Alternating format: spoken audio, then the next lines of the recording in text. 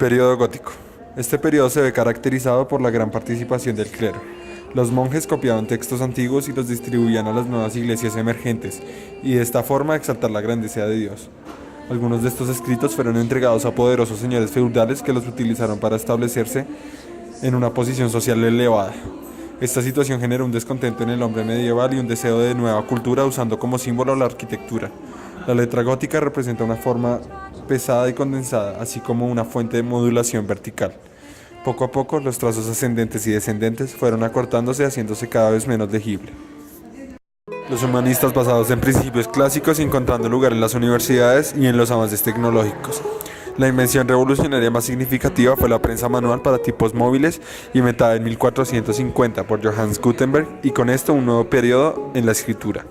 Predominaba el estilo humanista, que se basaba en las mayúsculas sin inscripcionales romanas y las grafías de la minúscula carolingia. Luego Nicolas Jenson y Aldus Manutius crearon estilos más refinados.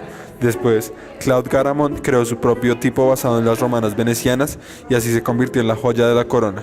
En 1600, los tipos venecianos eran los más utilizados como fuentes de libro en Europa, y su uso fue ampliamente extendido. Barroco. Los brillantes colores y las formas redondeadas reflejaban la riqueza y la abundancia de la época, por lo cual los textos están altamente decorados. Luis XIV dio una orden a Imprimier Royale para crear su propio tipo para su uso exclusivo, conocido como Romain du Roy. En Holanda se crearon importantes alfabetos. En Inglaterra fueron más innovadores. Los tipos ingleses estaban influenciados por patrones holandeses. Cualidades formales y legalidad los convirtieron en el tipo oficial de Inglaterra. Clasicismo. La tecnología refinada se ve reflejada en los trazos finos y trazos más estilizados, lo que los vuelve menos legibles, cumpliendo la misión de definir una estructura de la manera más óptima. Los nuevos textos de la época contrastan con el barroco, ya que son más sobrios y las mayúsculas con el mismo tipo del cuerpo destierran a las letras iniciales de la época anterior. Este tipo busca claridad y legibilidad, representando el final del desarrollo del tipo romano. Uno de los tipógrafos importantes de esta época es John Bell. Historicismo.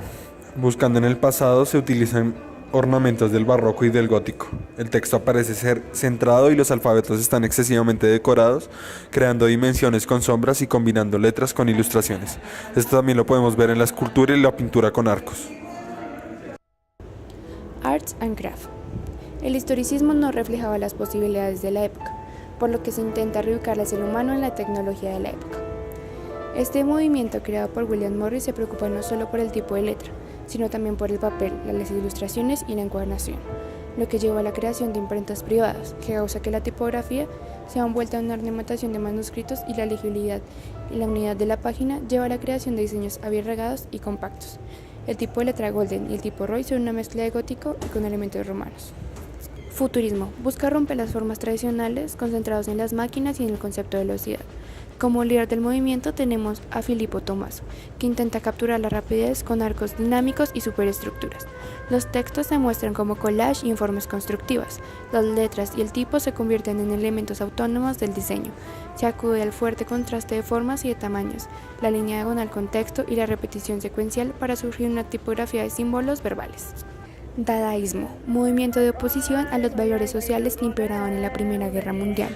La tipografía era inutilizable con fines de información y publicidad, y respondía a un experimento individual. Las letras se juntan y se repelen de forma arbitraria, y se usan líneas interrumpidas usando contrastes de tamaño, grosor, creando dinamismo visual. Expresionismo. Se busca expresar los sentimientos y las emociones sobreponiéndolos a la realidad. Los temas se exageran y se distorsionan con el fin de intensificar el mensaje. Se utilizaron diferentes alfabetos que no tienen un objeto informativo pero reflejan un sentido individual. Este estilo no reconoce las reglas del estilo dominante. Se trabaja en piedra o madera para dar forma a sus ideas, experimentando tipográficamente. Constructivismo. Se produce una restauración de la sociedad formando artistas, ingenieros, por lo que se usan elementos geométricos, claridad técnica y construcciones arquitectónicas, dando una imagen de armonía y dinamismo. Los libros de los niños son creados con principios de forma y fotomontaje. Hoy en día se ven reflejados en textos rígidos y pesados. Hendrik Werkman, impresor tipográfico holandés, se dedicó a explorar la naturaleza de la impresión produciendo unos diseños en los que incluía aleatoriamente los diferentes componentes de construcción de la página. Tradicional. Stanley Morison fue uno de los más importantes tipógrafos de esta época, pues basado en Platín, crea la letra Times New Roman, usada actualmente en normas de escritura académica. Además, fue editor de The Führer, una plataforma creada para escritores que apoyaban el tradicionalismo en cuanto a estilo y tipografías. Estilo internacional. El nuevo estilo se funda sobre las innovaciones previas de los constructivistas y especialmente de la tipografía elemental.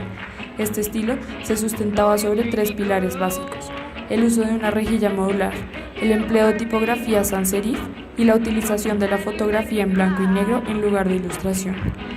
Llegó a ser la imagen oficial de muchas instituciones usándola como publicidad. Además, se da una demanda de tipografías como Helvetica y Universe como alternativas de las sans. Fotocomposición. Utiliza un mismo patrón para diferentes tamaños en vez de uno para cada tamaño. Cultura juvenil.